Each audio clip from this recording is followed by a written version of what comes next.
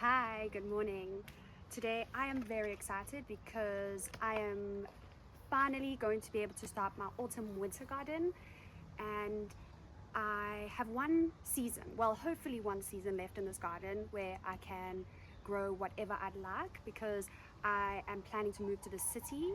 I'm actually moving to China, so this is a very big moment because apartment life is a bit different to what I'm used to.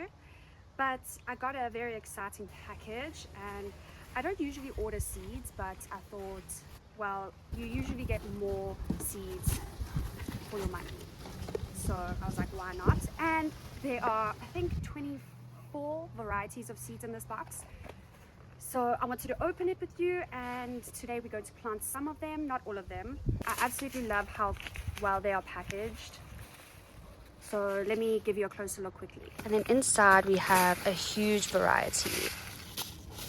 Wow, that's so crazy. Okay, so where do I even start? Cauliflower, cabbage, Swiss chard. Uh-oh, everything's going everywhere. Radish, carrots.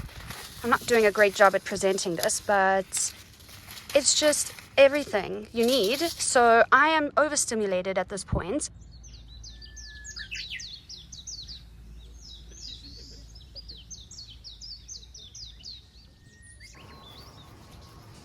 I'm just going to put on my big girl shoes, and then I'm going to pick some of the dead flower heads on the marigold plant, because the more you pick, the more flowers bloom. And then with these, after they dry, I will just toss them around the garden, and they grow so easily, and then I can just transplant them wherever I want.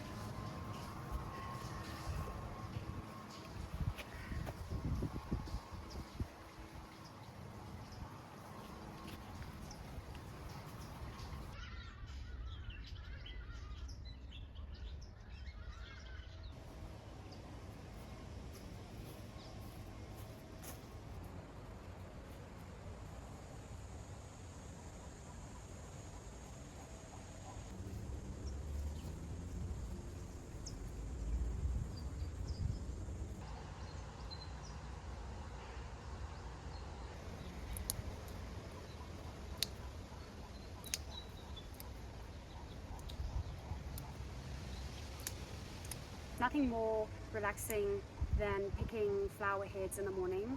The flower heads are so wet, and it's so refreshing. And it's also symbolic, like out with the old, in with the new. Because like I said, the more we pick the old flower heads, the more they produce.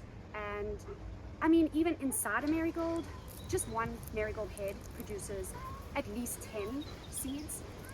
And that's pretty miraculous, I think. So that's why I love how easy they are, and why I suggest just opening and scattering them around the garden, because you can't go wrong with them. They just flourish, and they will just keep producing over the years because the seed heads are so abundant, and it's the best plant to grow, honestly. And even the smell, it's got this very pungent, earthy flavor and deters flies. There's also this variety called khakibos, and it grows in South Africa, and my dad would rub it on the animals, on their fur, because the fleas and mosquitoes wouldn't really like the smell.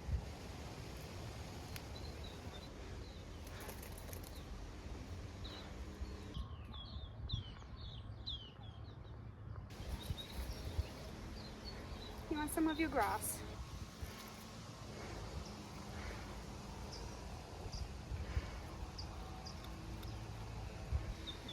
Anyway, so we have the marigolds, and now I want to plant some of the seeds. It's going to be quite a creative process because I'm going to use a variety of resources to make it happen. So let's get started.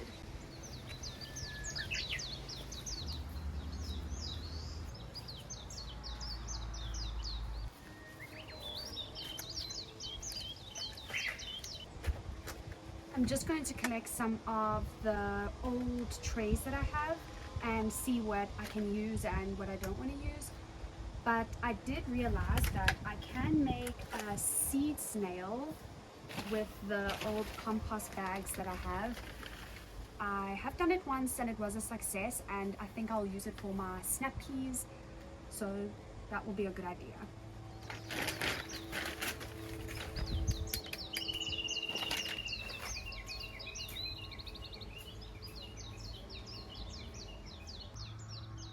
What's that?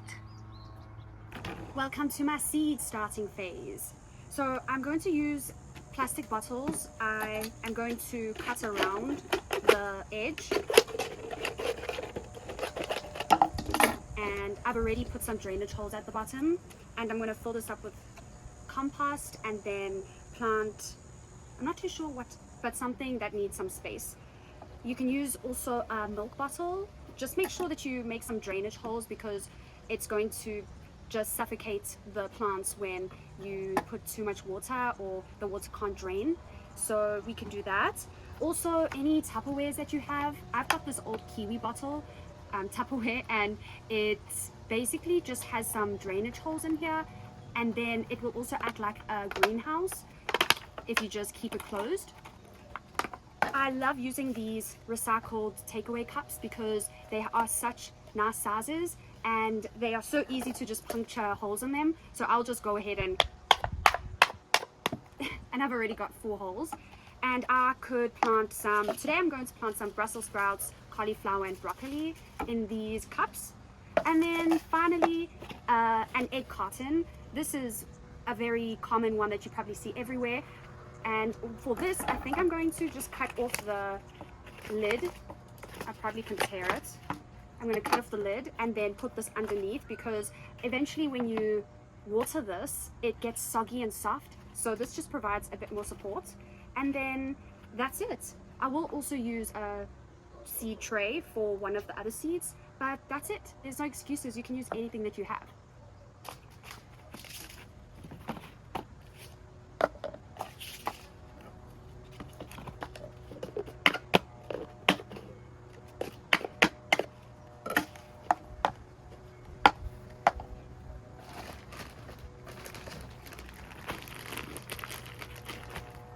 I've also got this amazing seed starter soil that I bought just so that I have 100% or a better success rate than I do if I had to maybe make my own. Not to say that I'll make a mistake, but okay, I took the lazy route. I just bought the soil, but I think it's going to be great.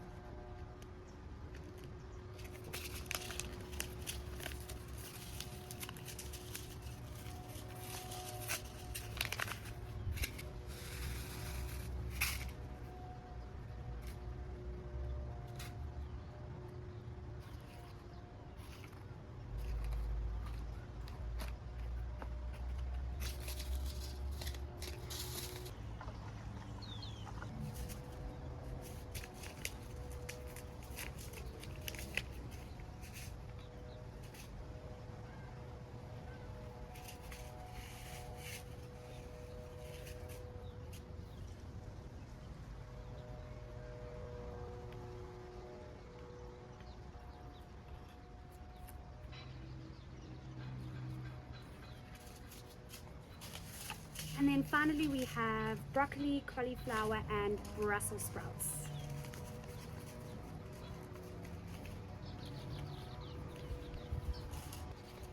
I don't usually have success with broccoli, well, many of the brassicas, because of the moths and caterpillars. I have never actually had success, so I'm planning to do something different this time and see how it turns out. But who doesn't want to pick their own broccoli and Brussels sprouts? So I'm going to give it a try. So now I've finished with everything. I'm going to let these soak from the bottom up. So I will take the water that I have, this big bottle of water, and I'm going to plant water from the bottom, and then it will all soak upwards just so I don't disturb the top seeds. But that was it. That's very exciting. I haven't done the seed snail. Okay, wait, we've still got to do the seed snail. Let's do that now. This is the seed snail that I've just made, and I'm excited to make it again. So let's get started. First, I'm going to mix the water in with the compost because it's just very light and airy, and I don't want to disturb the seed when it's actually in the snail. So let's give that a water and mix it in a bit. Okay, that looks good. Then after that, I already cut my compost bag in half. So now I will put the compost on the bag and evenly distribute that around the side. Take some snap peas and put them 1 centimeter or about 1 centimeter next to each other, right at the top of the seed tray or the seed snail. And then the fun part comes. We're going to snail it. So basically just start from the end and fold inwards, making sure that the seed is staying in place. And this, I promise, it looks easier than it looks. It's not too complicated. And then eventually you'll get a roll where I usually like to put a piece of wire just to put it in place. And then there you have it. A beautiful seed snail.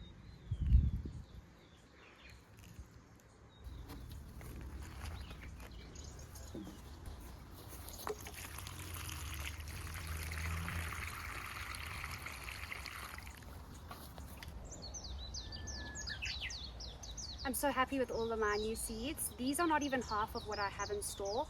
So stay tuned and I will see you next time.